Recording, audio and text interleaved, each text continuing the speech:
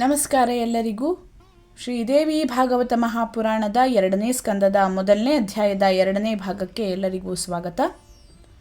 ಹಿಂದಿನ ಭಾಗದಲ್ಲಿ ಶೌನಕಾದಿ ಋಷಿಗಳು ಸೂತ ಮುನಿಯನ್ನು ನೀನು ನಮಗೆ ವ್ಯಾಸ ಮುನಿಯ ಜನ್ಮ ವೃತ್ತಾಂತವನ್ನು ಹೇಳು, ಆತನ ತಾಯಿ ಸತ್ಯವತಿಯ ಜನ್ಮ ವೃತ್ತಾಂತವನ್ನು ಹೇಳು ಎಂಬುದಾಗಿ ಕೇಳ್ತಾರೆ. ಆಗ ಸೂತ ಮುನಿಯು ಉಪರಿಚರನೆಂಬ ರಾಜನ ಕಥೆಯನ್ನು ಪ್ರಾರಂಭ ಮಾಡ್ತಾನೆ. ಉಪರಿಚರನ ಹೆಸರು ವಸು ಎಂಬುದಾಗಿತ್ತು. ಆತನಿಗೆ ಅತ್ಯಂತ ಸುಂದರಿಯಾದ ಗಿರಿಕೆ ಎಂಬ ಹೆಂಡತಿಯೂ ಇದ್ದಳು. ಆಕೆ ತುಂಬ ಗುಣವಂತೆಯಾಗಿದ್ಲು. ಆ ರಾಜನಿಗೆ 5 ಜನ ಗಂಡು ಮಕ್ಕಳಿದ್ದರು. ಒಂದು ದಿನ ರಾಜನ ಹೆಂಡತಿಯಾದಂತಹ ಗಿರಿಕೆ ಋತುಸ್ನಾನ ಕಾಲದಲ್ಲಿ ಸ್ನಾನ ಮಾಡಿ ಪರಿಶುದ್ಧಳಾಗಿ ಬಂದು ತನಗೆ ಗಂಡು ಮಗುವಾಗಬೇಕೆಂಬ ಇಚ್ಛೆಯನ್ನು ಗಂಡನಿಗೆ ಹೇಳುತ್ತಾಳೆ. ಆ ದಿನವೇ ಅವನ ಪಿತೃಗಳು ಅವನನ್ನು ಕುರಿತು ಮೃಗಗಳನ್ನು ಕೊಂದು ಅವುಗಳ ಮಾಂಸದಿಂದ ನಮಗೆ ಶ್ರಾದ್ದವನ್ನು ಮಾಡುವಂಥ ಅಪ್ಪಣೆಯನ್ನೂ ಮಾಡ್ತಾರೆ. ಆಗ ರಾಜ ಬಹಳವಾಗಿ ಆಲೋಚನೆಯನ್ನು ಮಾಡ್ತಾನೆ. ಹೀಗೆ ಆಲೋಚನೆಯನ್ನು ಮಾಡಿ ಕೊನೆಗೆ ಪಿತೃಗಳ ಅಪ್ಪಣೆ ಮೇಲಾದುದು, ಅದನ್ನೇ ಪಾಲಿಸಬೇಕು ಅಂತ ನಿಶ್ಚಯವನ್ನು ಮಾಡಿ ಪಿತೃಶ್ರಾದ್ದಕ್ಕಾಗಿ ಮೃಗಗಳನ್ನು ತರಲು ಬೇಟೆಗೆ ಹೋಗ್ತಾನೆ. ಅಲ್ಲಿ ಕೂಡ ಆತ ಋತುಸ್ನಾತಳಾದ ಗಿರಿಕೆಯನ್ನು ಸ್ಮರಿಸ್ತಾ ಇರ್ತಾನೆ. ಹೀಗೆ ಆ ರಾಜ ತನ್ನ ಪ್ರಿಯೆಯನ್ನು ಸ್ಮರಿಸ್ತಾ ಇರುವಂತಹ ಸಂದರ್ಭದಲ್ಲಿ ಅವನಿಗೆ ವೀರ್ಯಸ್ಖಲನವಾಗ್ತದೆ. ಮುಂದೆ ಇವತ್ತಿನ ವಿಡಿಯೋದಲ್ಲಿ ಮುಂದಿನ ಭಾಗವನ್ನು ನೋಡೋಣ. ಆತ ಆ ವೀರ್ಯವನ್ನು ಸ್ಖಲನವಾದ ಕೂಡಲೇ ಒಂದು ಆಲದ ಎಲೆಯಲ್ಲಿ ಇರಿಸ್ತಾನೆ. ಸ್ಖಲಿತವಾದ ಆ ವೀರ್ಯವು ವ್ಯರ್ಥವಾಗದೇ ಇರುವುದು ಹೇಗೆ?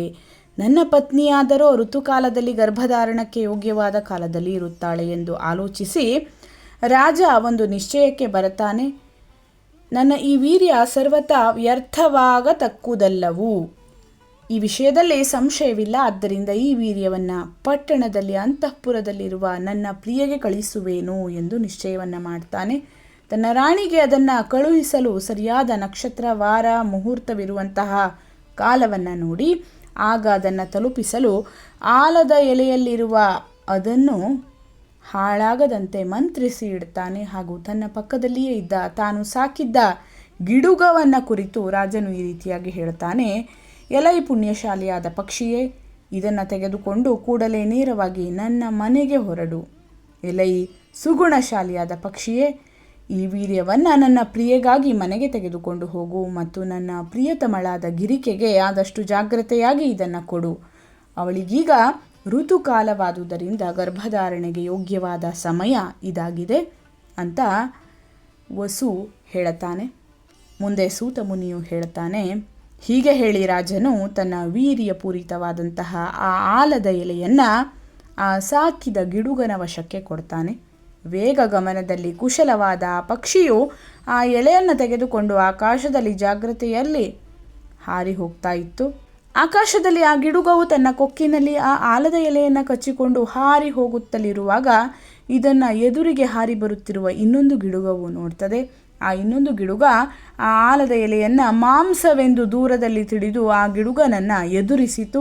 ಆ 2 ಗಿಡುಗಗಳು ಆಕಾಶದಲ್ಲಿ ಆಗ ಪರಸ್ಪರವಾಗಿ ಕೊಕ್ಕಿನಿಂದ ಹೊಡೆದು ತಿವಿಯುತ್ತಾ ಯುದ್ಧವನ್ನು ಮಾಡಿದವು. ಹೀಗೆ ಆ ಪಕ್ಷಿಗಳು ಯುದ್ಧ ಮಾಡುತ್ತಿರಲು ಆ ರೇತಸ್ಸಿನಿಂದ ಕೂಡಿದಂತಹ ಎಲೆಯು ಯಮುನಾ ನದಿಯ ಜಲದಲ್ಲಿ ಬಿದ್ದಿತು. ಅದು ಬಿದ್ದ ಕೂಡಲೇ ಆ 2 ಪಕ್ಷಿಗಳು ತಮಗೆ ಬೇಕಾದೆಡೆಗೆ ಹೊರಟು ಹೋದವು. ಈ ಪಕ್ಷಿಗಳು ಯುದ್ಧ ಮಾಡುತ್ತಿದ್ದಂತಹ ಸಮಯದಲ್ಲಿಯೇ ಅದ್ರಿಕೆ ಎಂಬ ಅಪ್ಸರಾ ಸ್ತ್ರೀ ಯಮುನಾ ನದಿಗೆ ಜಲಕ್ರೀಡೆಗೆ ಬಂದಿದ್ಲು. ಅದೇ ನದಿಯಲ್ಲಿ ಆಗ ಒಬ್ಬ ಬ್ರಾಹ್ಮಣನು ಅಲ್ಲಿ ಸಂಧ್ಯಾವಂದನೆಯನ್ನು ಮಾಡ್ತಾ ಇರ್ತಾನೆ.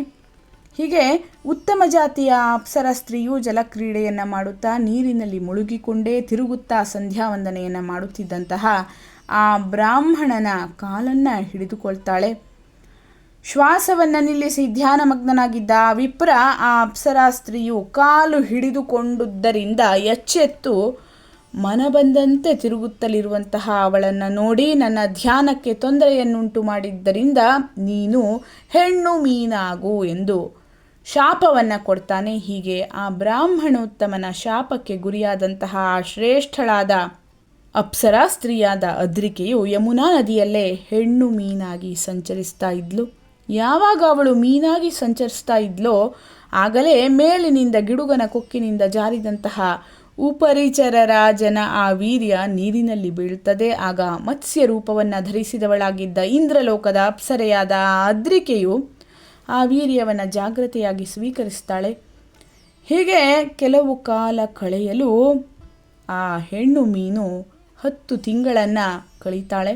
ಆಗ ಮೀನು ಮಾರಿ ಜೀವಿಸುವಂತಹ ಒಬ್ಬ ಬೆಸ್ತರವನು ಬಲೆ ಹಾಕಿ ಆ ಮೀನನ್ನು ಹಿಡಿತಾನೆ. ಆ ಬೆಸ್ತರವನು ಜಾಗ್ರತೆಯಾಗಿ ಆ ಹೆಣ್ಣು ಮೀನಿನ ಹೊಟ್ಟೆಯನ್ನು 2 ಭಾಗವಾಗಿ ಸೀಳಿದ. ಆಗ ಅದರ ಹೊಟ್ಟೆಯಿಂದ ಮನುಷ್ಯ ರೂಪದ ಅವಳಿ ಮಕ್ಕಳು 2 ಆಚೆಗೆ ಬರ್ತಾರೆ. ಆ ಅವಳಿ ಮಕ್ಕಳಲ್ಲಿ ಒಂದು ಸುಂದರವಾದ ಗಂಡು ಮಗುವು, ಇನ್ನೊಂದು ಮಂಗಳಕರವಾದ ಮುಖವುಳ್ಳ ಕನ್ಯೆಯೂ ಆಗಿದ್ದರು. ಅದ್ಭುತವಾದ ಇದನ್ನು ನೋಡಿ ಆ ಬೆಸ್ತರವನು ತುಂಬ ಆಶ್ಚರ್ಯಗೊಳ್ಳುತ್ತಾನೆ. ತನ್ನ ದೇಶದ ರಾಜನಾದ ಉಪರಿಚರನಿಗೆ ಈ ವಿಷಯವನ್ನು ಅರಿಕೆ ಮಾಡಿ ಮೀನಿನಲ್ಲಿ ಹುಟ್ಟಿದ್ದ ಆ 2 ಮಕ್ಕಳನ್ನು ಆ ಬೆಸ್ತರವನು ತಂದೊಪ್ಪಿಸಿದ. ಆ ರಾಜನು ಆಶ್ಚರ್ಯಪಟ್ಟವನಾಗಿ ಆ ಮಕ್ಕಳು ತನ್ನ ಹಾಗಿದ್ದುದನ್ನು ನೋಡಿ ತನ್ನವೆಂದು ತಿಳಿದು ಆ ಗಂಡು ಮಗನನ್ನು ತಾನು ಸ್ವೀಕರಿಸ್ತಾನೆ. ಆ ಮಗುವೇ ಮುಂದೆ ಮತ್ಸ್ಯರಾಜನೆಂದು ಪ್ರಸಿದ್ಧನಾದನು. ಅವನು ಧರ್ಮನಿಷ್ಠನೂ ಹೆಚ್ಚಾದ ತೇಜಸ್ಸುಳ್ಳವನು, ಸತ್ಯಪ್ರತಿಜ್ಞನಾಗಿಯೂ ತನ್ನ ತಂದೆಯಾದ ಉಪರಿಚರ ವಸುವಿನಂತೆ ಪರಾಕ್ರಮವುಳ್ಳವನೂ ಬಲಶಾಲಿಯೂ ಆಗಿದ್ದನು. 2ನೇ ಮಗಳಾದ ಆ ಕನ್ಯೆಯನ್ನು ರಾಜನು ಕೃತಜ್ಞತೆಯಿಂದ ಆ ಬೆಸ್ತರವನಿಗೆ ಕೊಡ್ತಾನೆ. ಅವಳು ಕಾಲಿಯೆಂದು ಮತ್ಸ್ಯೋದರಿಯೆಂದು ಪ್ರಸಿದ್ಧಳಾದ್ಲು. ಅವಳು ವಾಸನೆಯಲ್ಲಿ ಮೀನಿನ ಗಂಧವುಳ್ಳವಳಾದ ಕಾರಣ ಮತ್ಸ್ಯಗಂಧೆ ಎಂದು ಹೆಸರುಳ್ಳವಳಾದ್ಲು. ಆ ಬೆಸ್ತರವನ ಮನೆಯಲ್ಲಿ ಹೀಗೆ ಆ ಇಂದ್ರಲೋಕದ ಅಪ್ಸರೆಯ ಮತ್ತು ವಸುವಿನ ಮಗಳಾದ ಆ ಹುಡುಗಿಯು ಬೆಳೆಯುತ್ತಾ ಇದ್ಲು. ಋಷಿಗಳು ಮುಂದೆ ಸೂತನನ್ನು ಕೇಳ್ತಾರೆ, ಆ ಬ್ರಾಹ್ಮಣನಿಂದ ಶಪಿಸಲ್ಪಟ್ಟ ಶ್ರೇಷ್ಠ ಅಪ್ಸರೆಯಾದ ಅದ್ರಿಕೆಯು ಹೆಣ್ಣು ಮೀನಾದಳು. ಮುಂದೆ ಬೆಸ್ತರವನು ಅದನ್ನು ಹಿಡಿದು ಸೀಳಿದನು. ಅದರಿಂದ ಅದು ಸತ್ತಿತು ಹಾಗೂ ಅದನ್ನು ಬೆಸ್ತರು ಭಕ್ಷಿಸಿದನು. ಆ ಅಪ್ಸರೆಗೆ ಮುಂದೇನಾಯಿತು? ಶಾಪದ ಅವಸಾನವು ಹೇಗೆ ಉಂಟಾಯಿತು? ಕೊನೆಗೆ ಅವಳು ಹೇಗೆ ತನ್ನ ಸ್ಥಾನವಾದ ಸ್ವರ್ಗವನ್ನು ಸೇರಿದ್ಲು? ಓ ಸೂತಮುನಿಯೇ, ಇದೆಲ್ಲವನ್ನು ನಮಗೆ ಹೇಳು. ಸೂತಮುನಿಯು ಮುಂದುವರಿಸಿದಾಗ ಹೇಳ್ತಾನೆ, ಯಾವಾಗ ಆ ಅಪ್ಸರೆಯನ್ನು ಬ್ರಾಹ್ಮಣನು ಶಪಿಸಿದನೋ ಆಗ ಅವಳು ತುಂಬ ಅಚ್ಚರಿಯಿಂದ ಚಕಿತಳಾಗಿ ದೀನತೆಯಿಂದ ಅಳುತ್ತಾ ಆ ಬ್ರಾಹ್ಮಣನನ್ನು ಸ್ತೋತ್ರ ಮಾಡ್ತಾಳೆ. ಆಗ ತಿಳುವಳಿಕೆ ಇಲ್ಲದ ತಪ್ಪು ಮಾಡಿದಂತಹ ಅವಳಲ್ಲಿ ಮನಸ್ಸು ಕರಗಿ ದಯಾಶಾಲಿಯಾದ ಆ ಬ್ರಾಹ್ಮಣನು ಅಳುತ್ತಲಿರುವಂತಹ ಅಪ್ಸರೆಯನ್ನು ಕುರಿತು ಹೀಗೆ ಹೇಳ್ತಾನೆ, ಓ ಮಂಗಳ ಕರಳೆ, ದುಃಖಿಸಬೇಡ. ನಾನು ಕೊಟ್ಟ ಶಾಪದ ಕೊನೆಯನ್ನು ನಿನಗೆ ಹೇಳುವೆನು. ಓ ಕಲ್ಯಾಣಿಯೇ, ಸಿಟ್ಟಿನಿಂದ ಉಂಟಾದ ನನ್ನ ಶಾಪ ಸಂಬಂಧದಿಂದ ನೀನು ಹೆಣ್ಣು ಮೀನಾಗುವೆ. ಆದರೆ ನೀನು ಇದೇ ಅವಸ್ಥೆಯಲ್ಲಿಯೇ ಮಾನವ ಕುಮಾರರಿಬ್ಬರನ್ನು ಅವಳಿಯಾಗಿ ಹಡೆದುದೇ ಆದರೆ ನಿನಗೆ ಶಾಪ ವಿಮೋಚನವಾಗುವುದು. ಹೀಗೆ ಆ ವಿಪ್ರನು ಹೇಳಿದ ಮೇಲೆ ಯಮುನಾ ನದಿಯ ಜಲದಲ್ಲಿ ಅವಳು ಮತ್ಸ್ಯದೇಹವನ್ನು ಪಡಿತಾಳೆ. ಮುಂದೆ ನಿಮಗೆ ತಿಳಿದಂತೆ ಅವಳಿ ಮಕ್ಕಳನ್ನು ಹೆತ್ತು ಮೃತಳಾಗಿ ಬ್ರಾಹ್ಮಣ ಶಾಪದಿಂದ ಮುಕ್ತಳಾದ್ಲು. ಶಾಪ ಮುಕ್ತಳಾದ ಮೇಲೆ ಮತ್ಸ್ಯದೇಹವನ್ನು ಬಿಟ್ಟು ತನ್ನ ದೇವಲೋಕದ ಮನೋಹರವಾದ ರೂಪವನ್ನು ಪಡೆದು ಮೇಲಾದ ಶರೀರ ಕಾಂತಿಯುಳ್ಳ ಅವಳು ದೇವ ಮಾರ್ಗವನ್ನು ಪಡೆದು ಹೊರಟು ಹೋದ್ಲು. ಈ ಪ್ರಕಾರ ಸುಂದರವಾದ ಮುಖವುಳ್ಳ ಮತ್ಸ್ಯ ಗಂಧವುಳ್ಳ ವಸುವಿನ ಮಗಳಾದ ಮೀನಿನ ಉದರದಲ್ಲಿ ಜನಿಸಿದ ಪುತ್ರಿಯು ತನ್ನ ಮಗಳಂತೆ ಆ ಬೆಸ್ತರವನಿಂದ ಪಾಲಿಸಲ್ಪಡುತ್ತಾ ಅವನ ಮನೆಯಲ್ಲೇ ಬೆಳೆಯುತ್ತಾ ಇದ್ಲು. ಆಮೇಲೆ ಅವಳು ಸುಕುಮಾರಿಯು ಹೆಚ್ಚಾದ ಕಾಂತಿಯುಳ್ಳವಳಾಗಿಯೂ ವಸುರಾಜನ ಮಗಳಾಗಿದ್ದು ಮೀನಿನ ವಾಸನೆಯುಳ್ಳವಳಾಗಿರುತ್ತಾ ಆ ಬೆಸ್ತರ ದೋಣಿ, ಹರಿಗೋಲು ಮುಂತಾದವನ್ನು ಯಮುನೆಯಲ್ಲಿ ದಾಟಿಸುವುದೇ ಮುಂತಾದ ಅವನ ಕೆಲಸಗಳನ್ನು ಮಾಡುತ್ತಾ ಮತ್ಸ್ಯಗಂಧೆ ಎಂದು ಪ್ರಸಿದ್ಧಳಾದ್ಲು. ಇಲ್ಲಿಗೆ ಶ್ರೀದೇವಿ ಭಾಗವತ ಮಹಾಪುರಾಣದ 2ನೇ ಸ್ಕಂದದಲ್ಲಿ 1ನೇ ಅಧ್ಯಾಯ ಮುಕ್ತಾಯವಾಗ್ತದೆ. ಮುಂದಿನ ಅಧ್ಯಾಯವನ್ನು ಮುಂದಿನ ವಿಡಿಯೋದಲ್ಲಿ ನೋಡೋಣ. ಧನ್ಯವಾದಗಳು. ಲೋಕಾಃ ಸಮಸ್ತಾಃ ಸುಖಿನೋ ಭವಂತು.